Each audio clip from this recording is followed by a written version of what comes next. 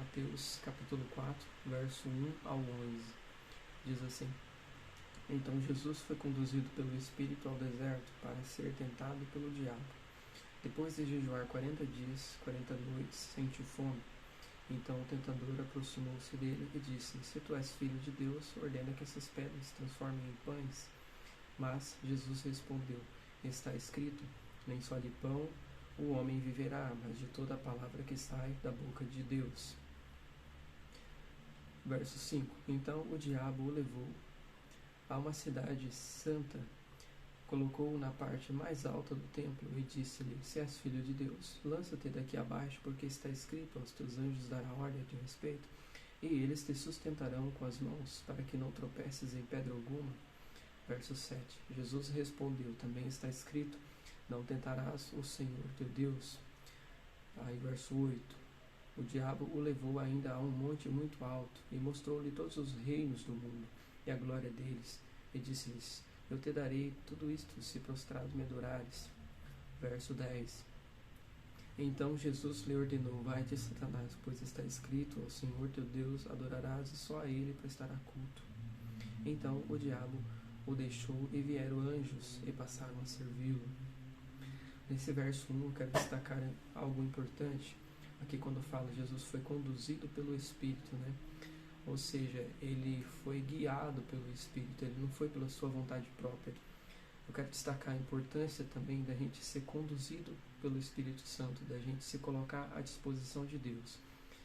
E a palavra deserto, que é mencionado nesse verso 1, eu também quero destacar algo importante, que tem desertos que a gente entra sozinho, né? Tem desertos que a gente entra sozinho. Esses não é deserto com o propósito de Deus. Muitas vezes a gente se esconde em lugares ou até mesmo por trás de situações, talvez alguma decepção, alguma coisa que acontece com a gente fica naquele período que a gente pode considerar um deserto e que nos afasta de Deus. Então, esse deserto não é um propósito de Deus. Não, Deus não nos conduziu a ele. Agora aqui a gente vê no verso 1 que Jesus foi conduzido ao deserto, ou seja, ele foi guiado lá para um propósito, a fim de se preparar para o ministério, para a caminhada. Ou seja, ali Deus estava com ele. Então, se Deus te levar para o deserto, ele vai cuidar de você. Mas se ele não te levar, não vá sozinho. Verso 2: E depois de jejuar 40 dias e 40 noites, sentiu fome. A gente vê também a importância do jejum, né? Jesus ele foi para esse propósito, mas ele não foi somente para o deserto guiado pelo Espírito, mas ele também foi a fim de jejuar, né? E quero destacar algo importante também, que o jejum ele não vai afastar o diabo de você. Muitas vezes pode ser que aconteça de aproximar, como a gente vê o caso aqui do verso 3. Então o tentador aproximou-se dele e disse: Se és filho de Deus, ordena que essas pedras se transformem em pães. Ou seja, aqui o diabo aproveitou de uma fragilidade, talvez que ele estivesse pensando que Jesus estivesse num momento frágil, onde ele sentiu fome, e a qual, talvez por meio desse momento de fragilidade, o diabo achou que Jesus pudesse talvez obedecê-lo, né? Naquele momento que ele fala: Se és filho de Deus, ordena que essas pedras se transformem em pães, ou seja, tentando colocar a dúvida, né? Porque momentos antes Jesus tinha passado pelo batismo, o Espírito Santo tinha descido sobre ele, né? Uma voz do céu tinha clamado ali, né? Esse é meu filho amado, que me agrada, me complaz, só me dá alegria, né? Enfim, tentando colocar dúvida em Jesus, sendo Jesus o Filho de Deus, 100% homem e 100% Deus na terra, mas aqui operando e agindo como homem. Vamos prosseguir? Verso 4. Mas Jesus lhe respondeu: Está escrito, nem só de pão o homem viverá, mas de toda a palavra que sai da boca de Deus. Aqui a gente vê a importância de conhecermos as Escrituras, porque como que a gente pode responder mediante a palavra se a gente não conhece ela, né? Então é importante a gente ter conhecimento bíblico. Verso 5. Então o diabo levou uma cidade santa, colocou na parte mais alta do templo. Verso 6. E disse-lhe: Se és filho de Deus, lança-te daqui abaixo, porque está escrito: Aos teus anjos dará ordem a teu respeito, né? Enfim, ele usa uma passagem de Salmos. Então ele tenta usar uma heresia. O que é heresia? Uma doutrina contrária, algo falso, tentando ser colocado como verdadeiro. Mas Jesus responde ele no verso 7. Jesus lhe respondeu: Também está escrito: Não tentarás ao Senhor teu Deus. Aqui Jesus usa uma passagem bíblica, né, que está lá no Antigo Testamento. Se não me falha a memória, Deuteronômio, capítulo 6, o verso 17, né? Meus irmãos podem conferir depois.